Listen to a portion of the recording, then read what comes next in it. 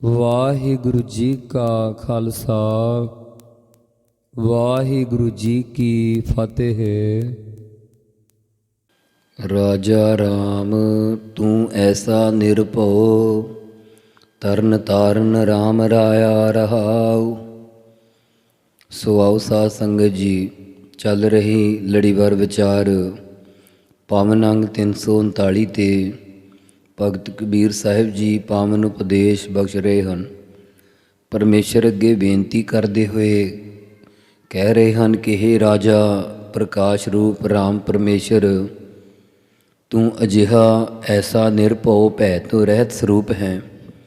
ਹੇ ਰਾਮ ਪਰਮੇਸ਼ਰ, ਤੂੰ ਆਪਣੇ ਭਗਤ ਜਨਾਂ ਨੂੰ ਤਾਰਨ ਕਹੀਏ ਤਾਰਨ ਪਾਰ ਕਰਨ ਵਾਲਾ ਜਹਾਜ਼ ਦੀ ਨਿਆਈ ਹੈ ਅਤੇ ਸਭਨਾਂ ਦਾ ਰਾਇਆ ਰਾਜਾ ਪ੍ਰਕਾਸ਼ ਰੂਪ ਹੈ ਰਹਾਉ। ਜਬ ਹਮ ਹੋਤੇ ਤਬ ਤੁਮ ਨਾਹੀ, ਅਬ ਤੁਮ ਹੋ ਹਮ ਨਾਹੀ।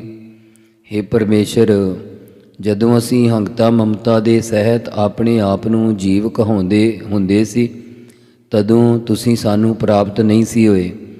ਹੁਣ ਜਦੋਂ ਤੁਸੀਂ ਪ੍ਰਾਪਤ ਹੋ ਗਏ ਹੋ ਤਾਂ ਸਾਡੇ ਵਿੱਚ ਹੰਗਤਾ ਨਹੀਂ ਰਹੀ। ਉਦੋਂ ਅਸੀਂ ਕੁਝ ਵੀ ਨਾ ਰਹੇ, ਸਭ ਕੁਝ ਆਪ ਹੀ ਆਪ ਹੋ। ਅਬ ਹਮ ਤੁਮ ਏਕ ਭਏ ਹੈ, ਏਕੈ ਦੇਖਤ ਮਨ ਪਤੀ ਆਹੀ। ਹੁਣ ਇਸ ਕਾਲ ਭਾਵ ਜੀਵੀਸ਼ ਦੀ ਏਕਤਾ ਵਿੱਚ ਅਸੀਂ ਅਤੇ ਤੁਸੀਂ ਇੱਕੋ ਹੀ ਰੂਪ ਹੋ ਗਏ ਹਾਂ ਅਤੇ ਇੱਕੋ ਹੀ ਆਪ ਜੀ ਦਾ ਸਰੂਪ ਦੇਖਦੇ ਹਾਂ। ਉਸ ਵਿੱਚ ਹੀ ਸਾਡਾ ਮਨ ਹਿਰਦਾ ਪਤੀ ਆਹੀ ਭਤੀਜਦਾ ਹੈ। ਇੱਕੋ ਸਰੂਪ ਤੇ ਪਤੀ ਆਹੀ ਭਰੋਸਾ ਆ ਗਿਆ ਹੈ। ਜਬ ਬੁੱਧ ਹੋਤੀ ਤਬ ਬਲ ਕੈਸਾ, ਅਬ ਬੁੱਧ ਬਲ ਨ ਖਟਾਈ। ਹੇ ਪਰਮੇਸ਼ਰ ਜੀ, ਜਦੋਂ ਸਾਡੀ ਪਦਾਰਥਾਂ ਵਾਲੀ ਅਨਾਤਮਾਕਾਰ ਬੁੱਧੀ ਹੁੰਦੀ ਸੀ, ਤਦੋਂ ਹਿਰਦੇ ਅੰਦਰ ਵਿਵੇਕ ਦਾ ਜ਼ੋਰ ਕਿਸ ਤਰ੍ਹਾਂ ਦਾ ਹੋਣਾ ਸੀ। ਜਦੋਂ ਵਿਸ਼ੇ ਵਿਸ਼ੈਣੀ ਮਤ ਸੀ, ਉਦੋਂ ਪਰਮਾਰਥ ਵਾਲਾ ਆਤਮ ਵਿਸ਼ੈਣੀ ਬੁੱਧ ਦਾ ਬਲ ਕਿਸ ਤਰ੍ਹਾਂ ਹੋਣਾ ਸੀ, ਭਾਵ ਨਹੀਂ ਹੋਣਾ ਸੀ। ਹੁਣ ਜਦੋਂ ਸਾਨੂੰ ਆਤਮ ਵਿਸ਼ੈਣੀ ਮਤ ਬੁੱਧ ਬਖਸ਼ ਦਿੱਤੀ ਹੈ, ਵਿਵੇਕ ਦਾ ਬਲ ਬਖਸ਼ ਦਿੱਤਾ ਹੈ, ਉਸ ਕਰਕੇ ਕਾਮ ਕ੍ਰੋਧ ਆਦਿਕ ਆਸਰੀ ਸੰਪਦਾ ਦਾ ਜ਼ੋਰ ਬਲ ਸਾਡੇ ਵਿੱਚ ਨਹੀਂ ਖਟਾਈ ਕਹੀਏ ਸਮਾਉਂਦਾ। ਕਹਿ ਕਬੀਰ ਬੁੱਧ ਹਰ ਲਈ ਮੇਰੀ, ਕਹਿ ਕਬੀਰ ਬੁੱਧ ਹਰ ਲਈ ਮੇਰੀ, ਬੁੱਧ ਬਦਲੀ ਸਿੱਧ ਪਾਈ। ਭਗਤ ਕਬੀਰ ਸਾਹਿਬ ਜੀ ਕਥਨ ਕਰ ਰਹੇ ਹਨ ਕਿ ਹੇ ਪਰਮੇਸ਼ਰ, ਤੁਸੀਂ ਸਾਡੀ ਵਿਸ਼ੇ ਵਿਸ਼ੈਣੀ ਬੁੱਧੀ ਹਰ ਲਈ ਚੁਰਾ ਲੈਣਾ ਕੀਤੀ ਹੈ, ਜਿਸ ਕਰਕੇ ਮੇਰੀ ਵਿਸ਼ੇ ਵਿਸ਼ੈਣੀ ਬੁੱਧੀ ਬਦਲ ਗਈ ਹੈ ਅਤੇ ਮੈਂ ਸਿੱਧ ਮੁਕਤੀ ਪ੍ਰਾਪਤ ਕਰ ਲਈ ਹੈ। ਸੋ ਅਗਲਾ ਸ਼ਲੋਕ ਪ੍ਰਾਰੰਭ ਕਰਨ ਤੋਂ ਪਹਿਲਾਂ ਭਗਤ ਕਬੀਰ ਸਾਹਿਬ ਜੀ ਦੱਸ ਰਹੇ ਆ ਕਿ ਭਗਤ ਕਬੀਰ ਸਾਹਿਬ ਜੀ ਦੇ ਪਾਸ ਕਿਸੇ ਜਗਿਆਸੂ ਨੇ ਆਣ ਕੇ ਬੇਨਤੀ ਕੀਤੀ ਕਿ ਭਗਤ ਜੀ, ਇਹ ਦੇਹ ਕਿਵੇਂ ਬਣੀ ਹੈ। ਤਾਂ ਭਗਤ ਕਬੀਰ ਸਾਹਿਬ ਜੀ ਯੋਗ ਤੇ ਗਿਆਨ ਦੋਵਾਂ ਪ੍ਰਕਰਣਾਂ ਅਨੁਸਾਰ ਸਮਝਾਉਂਦੇ ਹੋਏ ਫਰਮਾਉਂਦੇ ਹਨ। ਗੌੜੀ ਖਟ ਨੇਮ ਕਰ ਕੋਠੜੀ ਬਾਂਧੀ, ਬਸਤ ਅਨੂਪ ਬੀਚ ਪਾਈ। ਹੇ ਭਾਈ, ਖਟ ਨਾਮ ਛੇ ਦਾ ਹੈ, ਨੇਮ ਨਾਮ ਚੱਕਰਾਂ ਦਾ ਹੈ। ਇਹਨਾਂ ਦਾ ਨਿਯਮ ਬਣਾ ਕਰਕੇ ਇਹ ਮਨੁੱਖਾ ਦੇਹ ਰੂਪੀ ਕੋਠੜੀ ਕਹੀਏ ਬੰਨਣਾ ਕੀਤੀ ਹੈ। ਇਸ ਕੋਠੜੀ ਵਿੱਚ ਦਸਮ ਦੁਆਰ ਵਿੱਚ ਅਨੂਪ ਉਪਮਾ ਤੋਂ ਰਹਿਤ ਚੇਤਨ ਦੀ ਲਾਟ ਰੂਪ ਵਸਤੂ ਪਾਉਣਾ ਕੀਤੀ ਹੈ। ਕੁੰਜੀ ਕੁਲਫ ਪ੍ਰਾਨ ਕਰ ਰਾਖੇ, ਕਰਤੇ ਬਾਰ ਨ ਲਾਈ। ਇਹ ਨਾੜੀਆਂ ਦੇ ਅੰਦਰ 6 ਚੱਕਰ ਰੂਪੀ ਕੁਲਫ ਹੁੰਦਾ, ਜਿੰਦਰੇ ਲੱਗੇ ਹੋਏ ਆ। ਇਹਨਾਂ ਨੂੰ ਖੋਲ੍ਹਣ ਵਾਸਤੇ ਪ੍ਰਾਣਾਯਾਮ ਰੂਪੀ ਕੁੰਜੀ ਚਾਬੀ ਕਰਕੇ ਰੱਖਣਾ ਕੀਤੀ ਹੈ। ਇਸ ਪ੍ਰਕਾਰ ਇਸ ਦੇਹ ਰਚਣ ਨੂੰ ਕਰਤਾ ਪੁਰਖ ਨੇ ਬਾਰ ਹੁੰਦਾ ਦੇਰ ਨਹੀਂ ਲਾਉਣਾ ਕੀਤੀ। ਹੁਣ ਗਿਆਨ ਪ੍ਰਕਰਣ ਅਨੁਸਾਰ ਸਮਝਾਉਂਦੇ ਹਨ ਕਿ ਖਟ ਨੇਮ 5 ਤੱਤ ਤੇ 6ਵਾਂ ਚੇਤਨ ਜਾਂ 5 ਸੂਖਮ ਤੱਤਾਂ ਤੇ 6ਵਾਂ ਮਨ। ਇਹ ਨਿਯਮ ਕਰਕੇ ਪਰਮੇਸ਼ਰ ਨੇ ਦੇਹ ਰੂਪ ਕੋਠੜੀ ਬੰਨਣਾ ਕੀਤੀ ਹੈ ਅਤੇ ਇਸ ਦੇ ਬੀਚ ਕਈਏ ਵਿੱਚ ਅਨੂਪ ਉਪਮਾ ਤੋਂ ਰਹਿਤ ਚੇਤਨ ਸੱਤਾ ਰੂਪੀ ਵਸਤੂ ਪਾਉਣਾ ਕੀਤੀ ਹੈ। ਅਗਿਆਨ ਰੂਪੀ ਕੁਲਫ ਜਿੰਦਰਾ ਲੱਗਾ ਹੋਇਆ ਹੈ। ਦੇਹ ਅਭਿਆਸ ਰੂਪੀ ਕੁੰਡਾ ਹੈ। ਆਸਾ ਅੰਦੇਸਾ ਰੂਪੀ ਤਖਤਾ ਹੈ। ਬ੍ਰਹਮ ਵਿਦਿਆ ਰੂਪੀ ਕੁੰਜੀ ਹੈ ਅਤੇ ਇਸ ਵਿੱਚ ਸਵਾਸਾਂ ਨੂੰ ਪਹਿਰੇਦਾਰ ਕਰਕੇ ਰੱਖਣਾ ਕੀਤਾ ਹੈ। ਇਉਂ ਇਸ ਦੇਹੀ ਨੂੰ ਰਚਣ ਲਈ ਕਰਤੇ ਪੁਰਖ ਪਰਮੇਸ਼ਰ ਨੇ ਬਾਰਨ ਦਾ ਦੇਰ ਨਹੀਂ ਲਾਉਣਾ ਕੀਤੀ। ਅਬ ਮਨ ਜਾਗਤ ਰਹੋ ਰੇ ਭਾਈ। ਹੇ ਮੇਰੇ ਭਾਈ ਭਰਾਵੋ, ਹੁਣ ਇਸ ਮਨੁੱਖਾ ਦੇਹੀ ਹਿਰਦੇ ਵਿੱਚ ਗਿਆਨ ਅਵਸਥਾ ਦੇ ਸਹਿਤ ਜਾਗਦੇ ਰਹਿਣਾ ਕਰੋ। ਆਪਣੇ ਮਨ ਨੂੰ ਸੰਬੋਧਨ ਕਰਦੇ ਹਨ ਕਿ ਹੇ ਮੇਰੇ ਮਨਾ, ਮੇਰੇ ਭਰਾਵਾ, ਗਿਆਨ ਅਵਸਥਾ ਵਿੱਚ ਜਾਗਦਾ ਰਹੋ। ਗਾਫਲ ਹੋਏ ਕਹਿ ਜਨਮ ਗਵਾਇਓ, ਚੋਰ ਮੁਸੈ ਘਰ ਜਾਈ ਰਹਾਉ। ਪਹਿਲਾਂ ਤੂੰ ਗਾਫਲ ਬੇਖਬਰ ਪ੍ਰਮਾਦੀ ਹੋ ਕੇ ਸਾਰਾ ਜਨਮ ਵਿਅਰਥ ਗਵਾ ਲਿਆ ਹੈ। ਤੇਰੇ ਘਰ ਸਰੀਰ ਵਿੱਚ ਅੰਤਸ਼ਕਰਨ ਰੂਪੀ ਜਾਈ ਜਗ੍ਹਾ ਵਿੱਚੋਂ ਕਾਮ ਕ੍ਰੋਧ ਆਦਿਕ ਰੂਪੀ ਚੋਰ ਤਸਕਰ, ਸ਼ਬਦ ਸਪਰਸ਼ ਆਦਿਕ ਵਿਸ਼ੇ ਰੂਪੀ ਚੋਰ ਦੈਵੀ ਗੁਣਾਂ ਨੂੰ ਮੁਸੈ ਕਹੀਏ ਲੁੱਟੀ ਜਾ ਰਹੇ ਹਨ। ਰਹਾਉ ਵਿਸਰਾਮ ਦੇ ਕੇ ਭਗਤ ਜੀ ਕਿਰਪਾ ਕਰਦੇ ਹਨ। ਪੰਜ ਪਹਿਰੂਆ ਦਰ ਮਹਿ ਰਹਤੇ, ਤਿਨ ਕਾ ਨਹੀਂ ਪਤੀਆਰਾ। ਜਿਹੜੇ ਪੰਜ ਗਿਆਨ ਇੰਦਰੇ ਰੂਪੀ ਪਹਿਰੂਆ ਕਹੀਏ ਪਹਿਰੇਦਾਰ ਗੋਲਕਾਂ ਵਿੱਚ ਰਹਿੰਦੇ ਹਨ, ਉਹਨਾਂ ਦਾ ਕੋਈ ਭਰੋਸਾ ਨਹੀਂ ਹੈ। ਉਹਨਾਂ 'ਤੇ ਪਤੀਆਰਾ ਭਤੀਜਣਾ ਨਾ ਕਰ ਕਿ ਇਹ ਮੇਰੇ ਮੇਲੀ ਹਨ, ਮੇਰੀ ਰੱਖਿਆ ਕਰਨਗੇ। ਇਹ ਤਾਂ ਸਗੋਂ ਕਾਮਾਂ ਦਿੱਕਦੇ ਮੇਲੀ ਹਨ। ਚੇਤ ਸੁਚੇਤ ਚਿਤ ਹੋਏ ਰਹੋ, ਤਉ ਲੈ ਪਰਗਾਸ ਉਜਾਰਾ। ਇਸ ਕਰਕੇ ਹੇ ਭਾਈ, ਤੂੰ ਆਪਣੇ ਚਿੱਤ ਮਨ ਵਿੱਚ ਸੁਚੇਤ ਸਾਵਧਾਨ ਹੋ ਕੇ ਉਸ ਚੇਤਨ ਪ੍ਰਭੂ ਨੂੰ ਚੇਤੇ ਕਰਦਾ ਰਹੋ। ਫਿਰ ਉਸ ਚੇਤਨ ਦਾ ਹੀ ਰੂਪ ਹੋ ਜਾਵੇਗਾ। ਆਪਣੇ ਚਿੱਤ ਵਿੱਚ ਚੇਤਨ ਨੂੰ ਚੇਤੇ ਕਰਕੇ ਸੁਚੇਤ ਸਾਵਧਾਨ ਗਿਆਨਵਾਨ ਹੋ ਕੇ ਰਹਿਣਾ ਕਰ, ਤਾਂ ਉਸ ਪ੍ਰਕਾਸ਼ ਰੂਪ ਪਰਮੇਸ਼ਰ ਦਾ ਉਜਾਰਾ ਹੁੰਦਾ ਪ੍ਰਕਾਸ਼ ਗਿਆਨ ਲੈ ਲਵੇਂਗਾ, ਪ੍ਰਾਪਤ ਕਰ ਲਵੇਂਗਾ। ਨੌ ਘਰ ਦੇਖ ਜੋ ਕਾਮਨ ਭੂਲੀ, ਬਸਤ ਅਨੂਪ ਨ ਪਾਈ। ਇਸ ਨੌ ਕਹੀਏ ਨੌ ਗੋਲਕਾਂ ਰੂਪੀ ਘਰ ਨੂੰ ਵੇਖ ਕਰਕੇ ਵੇਖਣ ਵਿੱਚ ਜਿਹੜੀ ਜੀਵ ਰੂਪ ਕਾਮਨ ਇਸਤਰੀ ਭੁੱਲ ਗਈ ਹੈ, ਭਾਵ ਨੌ ਗੋਲਕਾਂ ਦੇ ਵਿਸ਼ਿਆਂ ਨੂੰ ਦੇਖਣ ਵਿੱਚ ਲੱਗ ਗਈ ਹੈ, ਉਹ ਅਨੂਪ ਉਪਮਾ ਤੋਂ ਰਹਿਤ ਆਤਮ ਵਸਤੂ ਨੂੰ ਨਹੀਂ ਪਾ ਸਕਦੀ। ਕਹਿਤ ਕਬੀਰ ਨਵੈ ਘਰ ਮੂਸੇ, ਦਸਵੇਂ ਤਤ ਸਮਾਈ। ਭਗਤ ਕਬੀਰ ਸਾਹਿਬ ਜੀ ਕਥਨ ਕਰਦੇ ਹਨ ਕਿ ਜਿਹੜੇ ਨੌਵਾਂ ਗੋਲਕਾਂ ਦੇ ਵਿਸ਼ਿਆਂ ਵਿੱਚ ਲੱਗੇ ਹਨ, ਉਹਨਾਂ ਦੇ ਸਾਰੇ ਸ਼ੁਭ ਗੁਣ ਮੂਸੇ ਲੁੱਟੇ ਗਏ ਹਨ ਅਤੇ ਜੋ ਇਹਨਾਂ ਨੌਵਾਂ ਨੂੰ ਕਾਬੂ ਕਰਕੇ ਦਸਵੇਂ ਦੁਆਰ ਵਿੱਚ ਬਿਰਤੀ ਨੂੰ ਟਿਕਾਉਂਦੇ ਹਨ, ਉਹ ਤੱਤ ਸਿਧਾਂਤ ਦੇ ਵਿੱਚ ਸਮਾਈ ਮਿਲੇ ਰਹਿੰਦੇ ਹਨ। ਗੌੜੀ ਮਾਈ ਮੋਹ ਅਵਰ ਨ ਜਾਣਿਓ, ਆ ਨਾਨਾ। ਹੇ ਮਾਈ, ਭਾਈ, ਮੈਂ ਪਰਮੇਸ਼ਰ ਤੋਂ ਬਿਨਾਂ ਕਿਸੇ ਹੋਰ ਨੂੰ ਨਾ ਨੰਨਾ ਮੁਕਤਾ ਨਹੀਂ ਜਾਣਿਓ ਜਾਣਨਾ ਕੀਤਾ ਅਤੇ ਨਾ ਹੀ ਆਨਾ ਨਾ ਸੋ ਨਾ ਨਿਸ਼ਚੇ ਕਰਕੇ ਕਿਸੇ ਹੋਰ ਅਸਥਾਨ 'ਤੇ ਕੋਈ ਆਨਾ ਦੂਸਰਾ ਮੰਨਿਆ ਹੈ, ਨਾ ਹੀ ਕਿਸੇ ਹੋਰ ਨਾ ਕਹੀਏ ਪੁਰਖ ਨੂੰ ਆਨਾ ਲਿਆਉਣਾ ਕੀਤਾ ਹੈ। ਸਿਵ ਸਨਕਾਦ ਜਾਸ ਗੁਣ ਗਾਵਹਿ, ਤਾਸ ਬਸਹਿ ਮੋਰੇ ਪ੍ਰਾਨਨ ਰਹਾਉ। ਸ਼ਿਵ ਜੀ ਅਤੇ ਸਨਕਾਦ ਬ੍ਰਹਮਾ ਦੇ ਚਾਰੇ ਪੁੱਤਰ ਜਿਸ ਪਰਮੇਸ਼ਰ ਦੀਆਂ ਗੁਣ ਸਿਫਤਾਂ ਗਾਉਂਦੇ ਹਨ, ਉਹ ਪਰਮੇਸ਼ਰ ਮੇਰੇ ਪ੍ਰਾਨਾ ਨਾ ਨਿਸ਼ਚੇ ਕਰਕੇ ਪ੍ਰਾਨਾ ਸਵਾਸਾਂ ਵਿੱਚ ਆ ਕੇ ਬਸਹਿ ਕਹੀਏ ਵਸਦਾ ਹੈ, ਰਹਾਉ। ਹਿਰਦੇ ਪਰਗਾਸ ਗਿਆਨ ਗੁਰ ਗੰਮਤ, ਗਗਨ ਮੰਡਲ ਮਹਿ ਧਿਆਨਾ ਨਾ। ਜਿਨ੍ਹਾਂ ਸਤਿਗੁਰਾਂ ਦੀ ਗਿਆਨ ਵਿੱਚ ਗੰਮਿਤ ਕਹੀਏ ਗਮਤਾ ਹੈ, ਬ੍ਰਹਮ ਸਨੇਸ਼ਟੀ ਬ੍ਰਹਮ ਸਰੋਤਰੀ ਗੁਰੂ ਦੀ ਜਦੋਂ ਪ੍ਰਾਪਤੀ ਹੋਈ, ਤਦੋਂ ਮੇਰੇ ਹਿਰਦੇ ਅੰਤਸ਼ਕਰਨ ਵਿੱਚ ਗਿਆਨ ਦਾ ਪ੍ਰਕਾਸ਼ ਹੋ ਗਿਆ। ਸਤਿਗੁਰੂ ਜੀ ਆਪ ਗਿਆਨ ਸਰੂਪ ਹਨ ਤੇ ਅਧਿਕਾਰੀ ਦੀ ਗਿਆਨ ਸਰੂਪ ਗਮਤਾ ਕਰਾਉਣ ਵਾਲੇ ਹਨ। ਸੋ ਉਹਨਾਂ ਦੀ ਕਿਰਪਾ ਦੁਆਰਾ ਹਿਰਦੇ ਵਿੱਚ ਗਿਆਨ ਦਾ ਪ੍ਰਕਾਸ਼ ਹੋਇਆ ਹੈ। ਗਗਨ ਮੰਡਲ 10ਵੇਂ ਦੁਆਰ ਵਿੱਚ ਵੀ ਉਸੇ ਦਾ ਹੀ ਧਿਆਨਾਨਾ ਨਾ ਨਿਸ਼ਚੇ ਕਰਕੇ ਧਿਆਨ ਹੈ, ਧਿਆਨ ਲੱਗਾ ਹੈ। ਵਿਖੈ ਰੋਗ ਭੈ ਬੰਧਨ ਭਾਗੇ, ਮਨ ਨਿਜ ਘਰ ਸੁਖ ਜਾ ਨਾਨਾ। ਮਹਾਰਾਜ ਜੀ ਦੀ ਕਿਰਪਾ ਕਰਕੇ ਸ਼ਬਦ ਸਪਰਸ਼ ਰੂਪ ਰਸ ਗੰਧ ਵਿਸ਼ੇ ਰੋਗ ਕਾਮਾਂ ਦੇ 7 ਪ੍ਰਕਾਰ ਦਾ ਡਰ ਅਤੇ ਕਰਤਾ ਭੋਗਤਾ ਦੇ ਜੰਜਾਲ ਸਾਰੇ ਹੀ ਇਹ ਬੰਧਨ ਭੱਜ ਗਏ, ਨਾਸ ਹੋ ਗਏ ਹਨ। ਹਿਰਦੇ ਵਿੱਚ ਨਿਸ਼ਚੇ ਕਰਕੇ ਸਵੈ ਸਰੂਪ ਘਰ ਦੇ ਸੁੱਖ ਨੂੰ ਜਾਣਾ ਕਿ ਇਹ ਜਾਣ ਲਿਆ ਹੈ। ਏਕ ਸੁਮਤ ਰਤ ਜਾਨ ਮਾਨ ਪ੍ਰਭ, ਦੂਸਰ ਮਨਹਿ ਨ ਆਨਾਨਾ। ਜਦੋਂ ਏਕ ਕਹੀਏ ਇੱਕ ਅਦਵੈਤ ਸਰੂਪ ਗੁਰੂ ਸਾਹਿਬ ਜੀ ਦੀ ਰਤ ਪ੍ਰੀਤੀ, ਗੁਰਾਂ ਦੀ ਪ੍ਰੀਤੀ ਦੁਆਰਾ ਸੁਮਤ ਸ੍ਰੇਸ਼ਟ ਮਤ ਆਤਮ ਵਿਸ਼ੈਣੀ ਬੁੱਧੀ ਪ੍ਰਾਪਤ ਹੋਈ।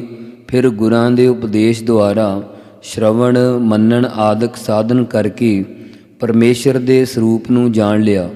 ਹੁਣ ਪਰਮੇਸ਼ਰ ਗਿਆਨ ਸਰੂਪ ਦੇ ਮੰਨਣ ਤੋਂ ਬਗੈਰ ਕੋਈ ਦੂਜਾ ਮਨ ਵਿੱਚ ਨਾ ਨਿਸ਼ਚੇ ਕਰਕੇ ਆਨਾ ਲਿਆਉਣਾ ਕੀਤਾ। ਚੰਦਨ ਬਾਸ ਭਏ ਮਨ ਬਾਸਨ, ਤਿਆਗ ਘਟਿਓ ਅਭਿਮਾਨ।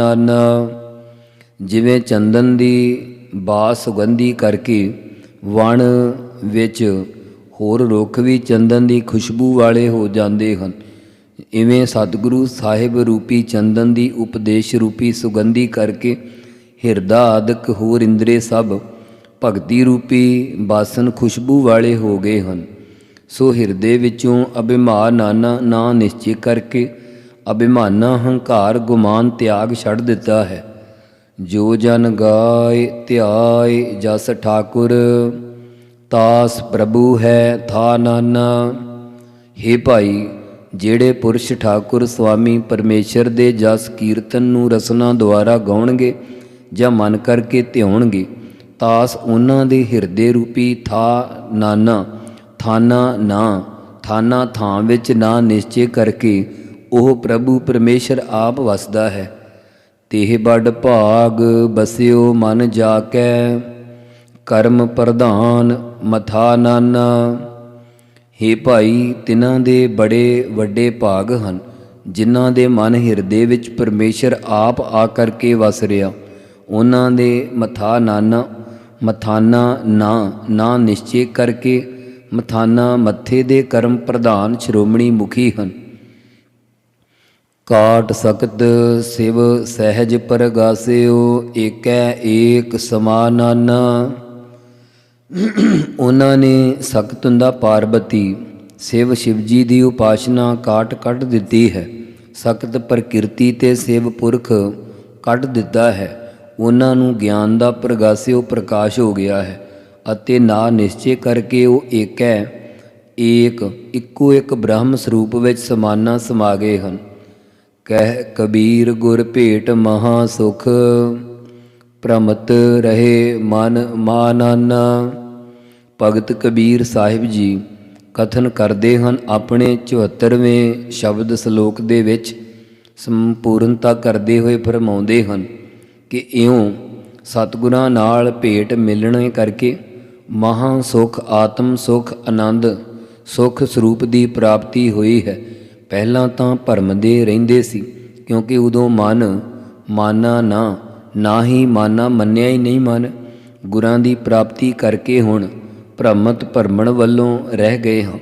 ਜਿਵੇਂ ਉਹ ਗੱਲ ਯਾਦ ਆਈ, ਕਿਸੇ ਗਿਆਨੀ ਨੇ ਕਿਸੇ ਜਗਿਆਸੂ ਜਨ ਨੂੰ ਗੁਰੂ ਘਰ ਆਉਣ ਵਾਲੇ ਨੂੰ ਕਿਹਾ, ਭਾਈ ਤੂੰ ਗੁਰੂ ਘਰੇ ਵੀ ਆਉਣਾ ਹੈ, ਸੇਵਾ ਵੀ ਕਰਦਾ ਹੈ, ਨਾਮ ਵੀ ਜਪਦਾ ਹੈ, ਹੋਰ ਆਪਣੇ ਸ਼ੁਭ ਕਰਮ ਕਮਾਉਣਾ ਕਰਦਾ ਹੈ, ਪਰ ਅੰਮ੍ਰਿਤ ਵੀ ਛਕ ਲਾ, ਗੁਰੂ ਵਾਲਾ ਬਣ ਜਾ। ਉਹ ਕਹਿਣ ਲੱਗਾ, ਭਾਈ ਮੈਂ ਤਾਂ ਮੰਨਦਾ ਹਾਂ।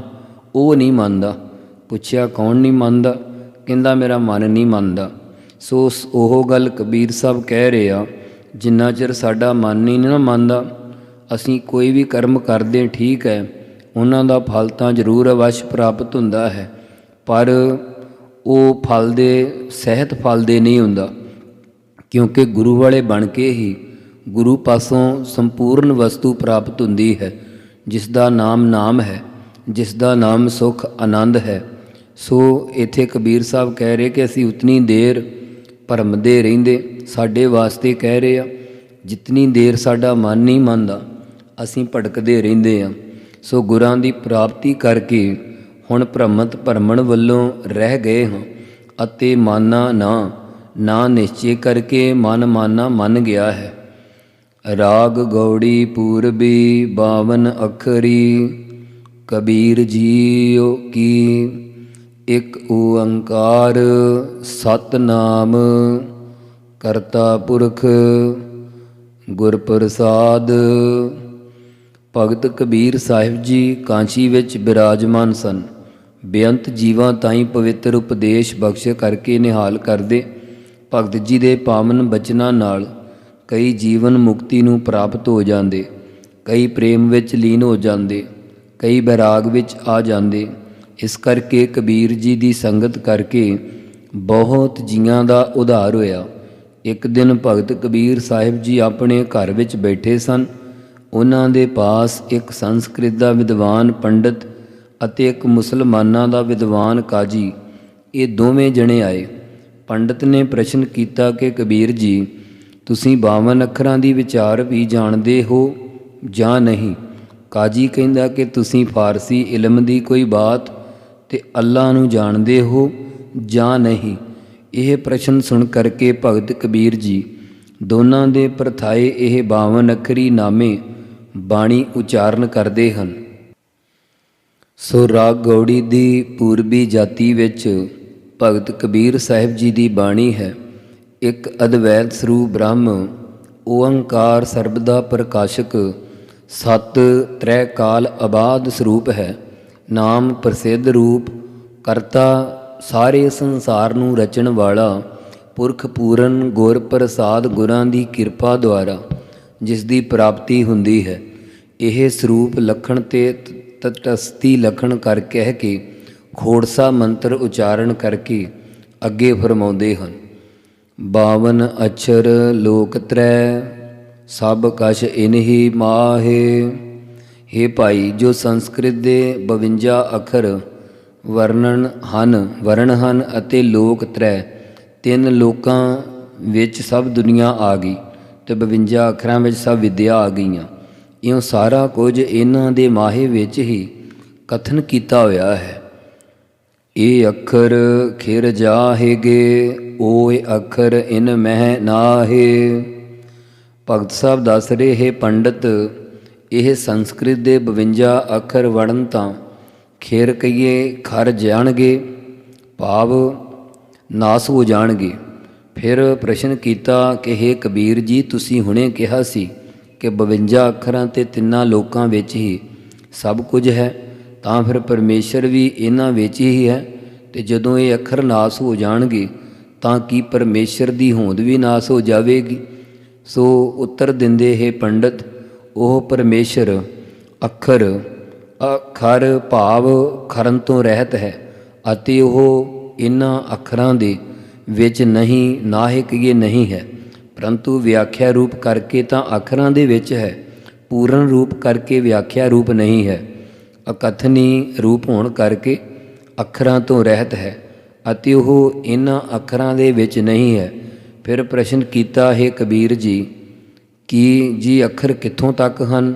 ਗੁਰ ਉੱਤਰ ਦਿੰਦੇ ਹਨ, ਜਹਾ ਬੋਲ ਤਹ ਅਛਰ ਆਵਾ, ਜਹ ਅਬੋਲ ਤਹ ਮਨ ਨਾ ਰਹਾਵਾ।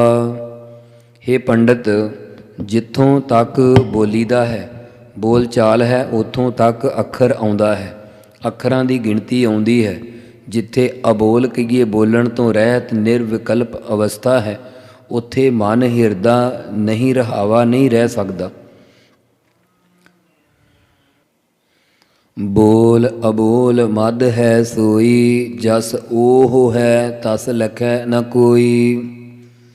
ਬੋਲ ਬੋਲਣ ਵਾਲੀ ਜਾਗਰਤ ਅਵਸਥਾ, ਸਰਗੁਣ ਅਵਸਥਾ ਆਦਿਕ ਅਤੇ ਅਬੋਲ ਹੁੰਦਾ ਸੁਖੋਪਤ ਅਵਸਥਾ, ਨਿਰਗੁਣ ਅਵਸਥਾ ਆਦਿਕ ਇਹਨਾਂ ਦੇ ਮੱਧ ਵਿਚਾਲੇ, ਭਾਵ ਨਿਰਗੁਣ ਜੀਵ ਹੈ, ਸਰਗੁਣ ਈਸ਼ਰ ਹੈ। ਇਹਨਾਂ ਦੇ ਵਿਚਾਲੇ ਜੋ ਸਤ ਚਿੱਤ ਆਨੰਦ ਸਰੂਪ ਹੈ, ਉਹ ਹੀ ਵਿਆਪਕ ਪਰਮੇਸ਼ਰ ਹੈ। ਬੋਲਦਾ ਵੀ ਅਦ੍ਰਿਸ਼ਟਾ ਹੈ ਅਤੇ ਅਬੋਲਦਾ ਵੀ ਅਦ੍ਰਿਸ਼ਟਾ ਹੈ। ਸਾਰਿਆਂ ਦੇ ਅੰਦਰ ਮੱਧ ਵਿੱਚ ਇੱਕੋ ਚੇਤਨ ਭਾਗ ਹੀ ਹੈ। ਸੋ हे ਪੰਡਤ, ਜੈਸਾ ਉਹ ਸ਼ੁੱਧ ਸਰੂਪ ਆਪ ਹੈ, ਤੈਸਾ ਹੀ ਸਰੂਪ ਬਣ ਕੇ ਕੋਈ ਲਖੈ ਜਾਣ ਨਹੀਂ ਸਕਦਾ। ਜੈਸਾ ਉਹ ਸਰੂਪ ਹੈ, ਉਸ ਤੋਂ ਵੱਖਰਾ ਬਣ ਕੇ ਜਾਣ ਨਹੀਂ ਸਕੀਦਾ। ਉਸ ਦਾ ਹੋ ਕੇ ਆਪਣੇ ਆਪ ਨੂੰ ਜਾਣਦਾ ਹੈ। ਇਹ ਬਚਨ ਸੁਣ ਕਰਕੇ ਕਾਜੀ ਨੇ ਭਗਤ ਕਬੀਰ ਸਾਹਿਬ ਜੀ ਨੂੰ ਕਿਹਾ ਕਿ ਲੱਗਦਾ ਹੈ ਕਿ ਤੁਸੀਂ ਤਾਂ ਫਿਰ ਜ਼ਰੂਰ ਹੀ ਅੱਲਾ ਨੂੰ ਜਾਣ ਲਿਆ ਹੋਵੇਗਾ। ਤਾਂ ਭਗਤ ਕਬੀਰ ਸਾਹਿਬ ਫਰਮਾਉਂਦੇ ਹਨ, ਅੱਲਹ ਲਹੋ ਤੋ ਕਿਆ ਕਹੋ, ਕਹੋ ਤਾਂ ਕੋ ਉਪਕਾਰ। ਹੇ ਕਾਜੀ, ਜੇਕਰ ਅਸਾਂ ਨੇ ਅੱਲਾ ਨੂੰ ਜਾਣ ਵੀ ਲਿਆ ਹੈ ਤਾਂ ਤੇਰੇ ਤਾਈਂ ਕੀ ਕਥਨ ਕਰਕੇ ਦਸੀਏ। ਜੇ ਮੈਂ ਨਿਰਗੁਣ ਸਰੂਪ ਬਾਬਤ ਕਹਾਂ ਤਾਂ ਤੇਰੇ ਤੋਂ ਕਿਹੜਾ ਉਪਕਾਰ ਭਲਾ ਹੋਵੇਗਾ। ਭਾਵ ਤੈਨੂੰ ਉਸ ਦੀ ਸਮਝ ਹੀ ਨਹੀਂ ਪੈਣੀ। ਜੇਕਰ ਕਹੀਏ ਕਿ ਉਹ ਸਰਗੁਣ ਸਰੂਪ ਹੈ ਅਤੇ ਮਾਇਆ ਸਬਲ ਹੈ ਤਾਂ ਤੇਰੇ ਉੱਪਰ ਕੀ ਉਪਕਾਰ ਹੋਵੇਗਾ। ਕਿਉਂਕਿ ਜੇਕਰ ਮੇਰੇ ਪਾਸੋਂ ਵਾਸਤਵ ਸਰੂਪ ਅਸਲੀ ਸਰੂਪ ਹੀ ਨਾ ਕਿਹਾ ਗਿਆ, ਇਸ ਕਰਕੇ ਜੋ ਕੁਝ ਕਹਾਂਗੇ ਤਾਂ ਪਰਉਪਕਾਰ ਵਾਸਤੇ ਹੀ ਕਹਾਂਗੇ। ਪਰਉਪਕਾਰ ਵਾਸਤੇ ਜਿਗਿਆਸੂ ਦੇ ਤਾਈਂ ਅਗਿਆਨ ਕਲਪ ਕੇ ਆਤਮ ਸਰੂਪ ਦੇ ਤਾਈਂ ਕਥਨ ਕਰਨਾ ਪਵੇਗਾ। ਇਸ ਪ੍ਰਕਾਰ ਜੇ ਕਹਾਂਗੇ ਤਾਂ ਉਸ ਦਾ ਕੋਈ ਉਪਕਾਰ ਹੀ ਕਹਿ ਸਕਾਂਗੇ, ਉਸ ਦਾ ਰੂਪ ਰੰਗ ਨਹੀਂ ਕਿਹਾ ਜਾ ਸਕਦਾ। ਸੋ ਫਿਰ ਕਾਜੀ ਨੇ ਪ੍ਰਸ਼ਨ ਕੀਤਾ, ਕਹਿਣ ਲੱਗਾ ਕਿ ਭਗਤ ਜੀ ਕੁਝ ਤਾਂ ਵਰਣਨ ਕਰੋ, ਸਾਨੂੰ ਦੱਸੋ। ਤਾਂ ਭਗਤ ਜੀ ਕਹਿੰਦੇ ਹਨ, ਬਟਕ ਬੀਜ ਮੈਂ ਰਵ ਰਹਿਓ, ਜਾ ਕੋ ਤੀਨ ਲੋਕ ਬਿਸਥਾਰ। ਜਿਸ ਪ੍ਰਕਾਰ ਬਟਕ ਹੁੰਦਾ ਬੋਹੜ ਦੇ ਬੀਜ ਵਿੱਚ ਬੋਹੜ ਦੇ ਪੱਤਰੇ, ਟਾਹਣੇ ਟਾਹਣੀਆਂ, ਦਾੜੀ, ਫਲ ਆਦਿਕ ਸਾਰਾ ਵਿੱਚੇ ਰਮਿਓ ਰਹਿਓ ਰਹਿੰਦੇ ਹਨ। ਜਦੋਂ ਬੀਜ ਧਰਤੀ ਵਿੱਚ ਬੀਜ ਦੇਈਏ ਤਾਂ ਇਹ ਸਾਰੇ ਪ੍ਰਗਟ ਹੋ ਆਉਂਦੇ ਹਨ। ਇਸੇ ਪ੍ਰਕਾਰ ਉਹ ਪਰਮੇਸ਼ਰ ਬੀਜ ਦੀ ਨਿਆਈ ਸਾਰਿਆਂ ਦੇ ਅੰਦਰ ਚੇਤਨ ਰੂਪ ਹੈ। ਉਸ ਵਿੱਚ ਹਿਰਨ ਗਰਭ ਅੰਕੁਰ ਦੀ ਨਿਆਈ ਹੈ ਅਤੇ ਵਿਰਾਟ ਰੂਪ ਟਾਹਣਿਆਂ ਦੀ ਨਿਆਈ ਹੈ। ਬ੍ਰਹਮਾ ਪੱਤਿਆਂ ਦੀ ਨਿਆਈ ਹੈ, ਵਿਸ਼ਨੂੰ ਟਾਹਣਿਆਂ ਦੀ ਨਿਆਈ ਹੈ, ਸ਼ਿਵਜੀ ਫੁੱਲਾਂ ਦੀ ਨਿਆਈ ਹੈ, ਬ੍ਰਹਮ ਗਿਆਨੀ ਫਲ ਲੱਗਾ ਹੋਇਆ ਹੈ। ਇਉਂ ਜਿਸ ਪਰਮੇਸ਼ਰ ਦਾ ਤੀਨ ਲੋਕ ਤਿੰਨਾਂ ਲੋਕਾਂ ਵਿੱਚ ਫੈਲਾ ਹੈ। ਅੱਲਹ ਲਹੰਤਾ ਭੇਦ ਸ਼ੈ, ਕਛ ਕਛ ਪਾਇਓ ਭੇਦ। ਹੇ ਕਾਜੀ, ਜੇਕਰ ਤੂੰ ਅੱਲਹ ਲਖਣ ਤੋਂ ਰਹਿਤ ਪਵਿੱਤਰ ਸਰੂਪ ਨੂੰ ਲਹੰਤਾ ਜਾਣਨਾ ਚਾਹੁੰਦਾ ਹੈ ਤਾਂ ਫਿਰ ਹਿੰਦੂ ਮੁਸਲਮਾਨ ਪੁਣੇ ਦੇ ਭੇਦ ਨੂੰ ਨਾਸ ਕਰਨਾ ਕਰ। ਜਿਨ੍ਹਾਂ ਨੇ ਕੁਝ ਸ਼ਰਵਣ ਕੀਤਾ, ਕੁਝ ਮੰਨਣ ਕੀਤਾ, ਸ਼ਰਵਣ ਕਰਕੇ ਪ੍ਰਮਾਣਗਤ ਸੰਸੇ ਨੂੰ ਮੇੜ ਦਿੱਤਾ ਹੈ ਤੇ ਨਿਧਿਆਸਨ ਕਰਕੇ ਵਿਪਰਜੇ ਬੁੱਧੀ ਨੂੰ ਮੇੜ ਦਿੱਤਾ ਹੈ। ਉਹਨਾਂ ਦੇ ਤਤ ਤੁਅੰਗ ਦਾ ਸੰਸ਼ੋਧਨ ਕਰਕੇ ਸਾਖਿਆਤਤਾ ਦੇ ਭੇਦ ਨੂੰ ਪਾਇਆ ਹੈ। ਜੋ ਕੁਝ ਕੁ ਅਸਥੂਲ ਦੇਹ ਅਭਿਮਾਨ ਤੋਂ ਪਰੇ ਹੋ ਗਏ ਨੇ ਤੇ ਕੁਝ ਕੁ ਸੂਖਮ ਕਾਰਨ ਦੇਹ ਤੋਂ ਪਰੇ ਹੋ ਗਏ ਹਨ, ਉਹਨਾਂ ਨੇ ਉਸ ਪਰਮੇਸ਼ਰ ਦੇ ਨਿਰਗੁਣ ਅਤੇ ਸਰਗੁਣ ਜੋ ਇੱਕੋ ਰੂਪ ਹੈ, ਇਸ ਭੇਦ ਨੂੰ ਪਾਇਆ ਹੈ। ਉਲਟ ਭੇਦ ਮਨ ਭੇਦਿਓ, ਪਾਇਓ ਅਭੰਗ ਅਛੇਦ। ਜਿਨ੍ਹਾਂ ਦਾ ਮਨ ਭੇਦ ਭਾਵਨਾ ਵੱਲੋਂ ਸੰਸਾਰਾਕਾਰ ਬਿਰਤੀ ਵੱਲੋਂ ਉਲਟ ਗਿਆ ਹੈ ਤੇ ਗੁਰਾਂ ਦੁਆਰਾ ਪਰਮੇਸ਼ਰ ਦੇ ਪ੍ਰੇਮ ਵਿੱਚ ਮਿਲ ਗਿਆ ਹੈ, ਉਹਨਾਂ ਨੇ ਅਭੰਗ ਨਾਸ ਤੋਂ ਰਹਿਤ ਤੇ ਅਛੇਦ ਕੱਟਣ ਤੋਂ ਰਹਿਤ ਸਰੂਪ ਪਰਮੇਸ਼ਰ ਨੂੰ ਪਾ ਲਿਆ ਹੈ। ਤੁਰਕ ਤਰੀਕਤ ਜਾਨੀਐ, ਹਿੰਦੂ ਵੇਦ ਪੁਰਾਨ। ਤੁਰਕ ਹੁੰਦਾ ਮੁਸਲਮਾਨ, ਤਰੀਕਤ ਕਿਤਾਬ ਦੁਆਰਾ ਅੱਲਾ ਨੂੰ ਜਾਣਦੇ ਹਨ। ਮੁਸਲਮਾਨਾਂ ਵਿੱਚ ਵਿਰਾਗ ਧਾਰਨ ਕਰਕੇ ਜੋ ਪਰਮੇਸ਼ਰ ਦੀ ਉਪਾਸਨਾ ਕਰਨੀ ਹੈ, ਪਰਮੇਸ਼ਰ ਦੇ ਮਿਲਣ ਵਾਸਤੇ ਯਤਨ ਕਰਨੇ ਹਨ, ਇਸ ਨੂੰ ਤਰੀਕਤ ਅਵਸਥਾ ਕਹਿੰਦੇ ਹਨ। ਜਿਸ ਤਰ੍ਹਾਂ ਵੇਦਾਂਤੀਆਂ ਨੇ 7 ਭੂਮਿਕਾ ਮੰਨੀਆਂ ਹਨ, ਉਸੇ ਤਰ੍ਹਾਂ ਸੂਫੀ ਪਰਮ ਪਦ ਦੇ ਸਫ਼ਰ ਦੀਆਂ 4 ਮੰਜ਼ਿਲਾਂ ਕਲਪਦੇ ਹਨ ਅਤੇ ਮੁਸਾਫਰ ਜਿਗਿਆਸੂ ਨੂੰ ਸਾਲਕ ਆਖਦੇ ਹਨ। ਪਹਿਲੀ ਹੈ ਮੰਜ਼ਿਲ ਨਾਸੂਤ, ਇਨਸਾਨੀਅਤ ਹੈ, ਜਿਸ ਵਿੱਚ ਸ਼ਰੀਅਤ ਅਨੁਸਾਰ ਚੱਲਣਾ ਜ਼ਰੂਰੀ ਹੈ। ਦੂਸਰੀ ਮੰਜ਼ਿਲ ਮਲਕੂਤ, ਫਰਿਸ਼ਤਾ ਖਸਲਤ ਹੈ, ਜਿਸ ਵਿੱਚ ਤਰੀਕਤ ਅਰਥਾਤ ਮੁਰਸ਼ਦ ਦੇ ਦੱਸੇ ਤਰੀਕੇ ਅਨੁਸਾਰ ਚੱਲਣਾ ਹੈ। ਤੀਜੀ ਮੰਜ਼ਿਲ ਹੈ ਜਬਰੂਤ, ਸ਼ਕਤੀ ਹੈ, ਜਿਸ ਵਿੱਚ ਮਾਰਫਤ ਗਿਆਨ ਬਲ ਦੀ ਪ੍ਰਾਪਤੀ ਹੁੰਦੀ ਹੈ। ਤੇ ਚੌਥੀ ਮੰਜ਼ਿਲ ਹੈ ਫਨਾ, ਅਭਾਵ ਹੈ, ਜਿਸ ਵਿੱਚ ਹਕੀਕਤ ਸੱਤਿਆ ਸਰੂਪ ਦੀ ਪ੍ਰਾਪਤੀ ਹੋਣ ਕਰਕੇ ਸਭ ਕਲਪਤ ਵਸਤੂਆਂ ਦਾ ਅਭਾਵ ਹੋ ਕੇ ਵਸਲ ਮਿਲਾਪ ਹੁੰਦਾ ਹੈ। ਸੋ ਤੁਰਕ ਤਾਂ ਤਰੀਕਤ ਕਿਤਾਬ ਦੁਆਰਾ ਅੱਲਾ ਨੂੰ ਜਾਣਦੇ ਹਨ ਅਤੇ ਹਿੰਦੂ 4 ਵੇਦ ਅਤੇ 18 ਪੁਰਾਣਾਂ ਦੁਆਰਾ ਉਸ ਨੂੰ ਜਾਣਦੇ ਹਨ। ਮਨ ਸਮਝਾਵਨ ਕਾਰਨੇ ਕਛੁਅਕ ਪੜ੍ਹੀਐ ਗਿਆਨ। ਹੇ ਭਾਈ, ਆਪਣੇ ਮਨ ਨੂੰ ਸਮਝਾਉਣ ਵਾਸਤੇ ਕੁਝ ਕੁ ਗਿਆਨ ਜ਼ਰੂਰ ਪੜ੍ਹਨਾ ਚਾਹੀਦਾ ਹੈ। ਭਾਵ ਕਿ ਜੀਵ ਦਾ ਸਰੂਪ ਕੀ ਹੈ, ਮਾਇਆ ਦਾ ਸਰੂਪ ਕੀ ਹੈ, ਵਿਦਿਆ ਦਾ ਸਰੂਪ ਕੀ ਹੈ, ਈਸ਼ਵਰ ਦਾ ਸਰੂਪ ਕੀ ਹੈ, ਜੀਵ ਈਸ਼ ਦੀ ਏਕਤਾ ਦਾ ਸਰੂਪ ਕੀ ਹੈ। ਇਹਨਾਂ ਕੋ ਗਿਆਨ ਤਾਂ ਜ਼ਰੂਰ ਹੀ ਪੜ੍ਹਨਾ ਚਾਹੀਦਾ ਹੈ। ਸੋ ਅੱਗੇ ਪ੍ਰਸ਼ਨ ਫਿਰ ਕਰਦੇ ਭਗਤ ਕਬੀਰ ਜੀ, ਤੁਸੀਂ ਕੀ ਗਿਆਨ ਸਿੱਖਿਆ ਹੈ? ਭਗਤ ਜੀ ਦੱਸਦੇ ਹਨ, ਓੰਕਾਰ ਆਦਿ ਮੈਂ ਜਾਨਾ, ਲਿਖ ਅਰ ਮੇਟੈ ਤਾਹਿ ਨ ਮਾਨਾ। ਜੋ ਸਾਰਿਆਂ ਦੇ ਆਦਿ ਮੁੱਢ ਵਿੱਚ ਓੰਕਾਰ ਮੰਗਲ ਸਰੂਪ ਹੈ, ਉਚਾਰਨੇ ਮਾਤਰ ਸੇ ਰੱਖਿਆ ਕਰਨ ਵਾਲਾ ਹੈ, ਜੋ ਸਾਰਿਆਂ ਦਾ ਪ੍ਰਕਾਸ਼ਕ ਹੈ, ਉਸ ਦਾ ਨਾਮ ਜਪਣਾ ਅਸਾਂ ਨੇ ਜਾਣ ਲਿਆ ਹੈ। ਸੋ ਉਸ ਨੂੰ ਮੈਂ ਓੰਕਾਰ ਨਹੀਂ ਮੰਨਦਾ। ਜਗਤ ਨੂੰ ਲਿਖਣੇ ਵਾਲਾ ਭਾਵ ਰਚਨੇ ਵਾਲਾ ਬ੍ਰਹਮਾ ਅਤੇ ਮੇਟਣ ਵਾਲਾ ਸ਼ਿਵਜੀ ਆਦਿਕ ਦੇਵਤਿਆਂ ਨੂੰ ਮੈਂ ਨਹੀਂ ਮੰਨਦਾ। ਜਿਸ ਓੰਕਾਰ ਪ੍ਰਮਾਤਮਾ ਨੇ ਇਹਨਾਂ ਨੂੰ ਪੈਦਾ ਕੀਤਾ, ਮੈਂ ਉਸ ਪ੍ਰਮਾਤਮਾ ਨੂੰ ਮੈਂ ਸਾਰਿਆਂ ਦੇ ਆਦਿ ਵਿੱਚ ਮੰਨਦਾ ਹਾਂ। ਓੰਕਾਰ ਲਖੈ ਜੋ ਕੋਈ, ਸੋਈ ਲਖ ਮੇਟਣਾ ਨ ਹੋਈ।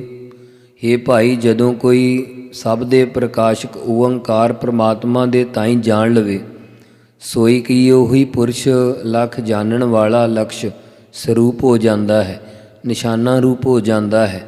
ਫਿਰ ਉਸ ਦਾ ਮਰਨਾ ਮੇਟਣਾ ਨਹੀਂ ਹੁੰਦਾ। ਕੱਕਾ ਕਿਰਨ ਕਮਲ ਮਹਿ ਪਾਵਾ, ਸਸ ਬਿਗਾਸ ਸੰਪਟ ਨਹੀਂ ਆਵਾ। ਕੱਕੇ ਅੱਖਰ ਦੁਆਰਾ ਉਪਦੇਸ਼ ਬਖਸ਼ਦੇ ਹਨ ਕਿ ਜਿਸ ਵੇਲੇ ਪਰਮੇਸ਼ਰ ਸਰਗੁਣ ਸਰੂਪ ਸੂਰਜ ਦੀ ਨਿਆਈ ਜਗਿਆਸੂ ਦੇ ਹਿਰਦੇ ਰੂਪੀ ਕਮਲ ਵਿੱਚ ਗਿਆਨ ਰੂਪੀ ਕਿਰਨਾਂ ਪਾਉਂਦਾ ਹੈ, ਉਦੋਂ ਚੰਦਰਮਾ ਜੋ ਸਤੋ ਗੁਣ ਹੈ, ਭਾਵ ਸਤੋ ਗੁਣ, ਰਜੋ ਗੁਣ, ਤਮੋ ਗੁਣ, ਤ੍ਰਿਗੁਣ ਰੂਪ ਜੋ ਮਾਇਆ ਹੈ, ਉਸ ਦੇ ਵਿਗਾਸ ਖੜਾਓ ਕਰਕੇ ਰਿੱਧੀਆਂ ਸਿੱਧੀਆਂ ਆਦਿਕ ਪਦਾਰਥ ਮਿਲਣੇ ਕਰਕੇ ਜਗਿਆਸੂ ਦਾ ਹਿਰਦਾ ਕਮਲ ਫੁੱਲ ਦੀ ਨਿਆਈ ਸੰਪਟ ਮਿਚਣ ਵਿੱਚ ਨਹੀਂ ਆਉਂਦਾ। ਅਰ ਜੇ ਤਹਾ ਕੁਸਮ ਰਸ ਪਾਵਾ, ਅਕਹਿ ਕਹਾ ਕਹਿ ਕਾ ਸਮਝਾਵਾ। ਅਰ ਕਹੀਏ ਬਹੁੜੋ, ਜੇ ਜਿਹੜਾ ਉਸ ਹਿਰਦੇ ਕੁਸਮ ਕਮਲ ਫੁੱਲ ਬੁੱਧੀ ਰੂਪੀ ਕਵੀ ਵਿੱਚ ਗੁਰੂ ਸਾਹਿਬ ਜੀ ਨੇ ਰਸ ਆਨੰਦ ਪਾਉਣਾ ਕੀਤਾ ਹੈ, ਉਹ ਆਨੰਦ ਅਕਹਿ ਕਹਾ ਕਹਿਣ ਤੋਂ ਪਰੇ, ਅਕਹਿ ਭਾਵ ਕਥਨ ਨਹੀਂ ਕੀਤਾ ਜਾ ਸਕਦਾ। ਤੇ ਫਿਰ ਕਹਿ ਕਾ, ਕਿਸ ਨੂੰ ਕੀ ਕਹਿ ਕੇ ਸਮਝਾਉਣਾ ਕਰੀਏ। ਆਤਮਾ ਰਸ ਦਾ ਆਨੰਦ ਕਹਿਣ ਤੋਂ ਅਕਹਿ ਭਾਵ ਅਕਹਿ ਹੈ। ਫਿਰ ਕਹਿ ਕਰਕੇ ਕਿਸ ਨੂੰ ਸਮਝਾਉਣਾ ਕਰੀਏ, ਕਿਉਂਕਿ ਉੱਥੇ ਬੋਲ ਚਾਲ ਹੈ ਹੀ ਨਹੀਂ ਬਣਦੀ। ਸੋ ਜੈਸਾ ਕਿ ਕਹੋ ਕਬੀਰ ਗੂੰਗੈ ਗੁੜ ਖਾਇਆ, ਪੂਛੇ ਤੇ ਕਿਆ ਕਹੀਐ। ਵਾਹਿਗੁਰੂ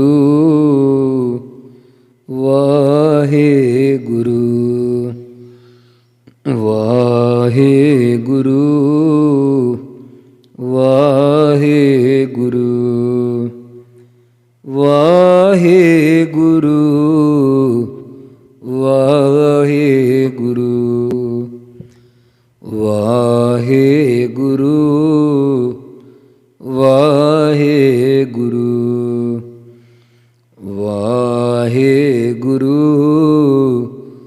ਵਾਹਿਗੁਰੂ ਵਾਹਿਗੁਰੂ ਵਾਹਿਗੁਰੂ ਵਾਹਿਗੁਰੂ। ਵਾਹਿਗੁਰੂ ਜੀ ਕਾ ਖਾਲਸਾ, ਵਾਹਿਗੁਰੂ ਜੀ ਕੀ ਫਤਿਹ।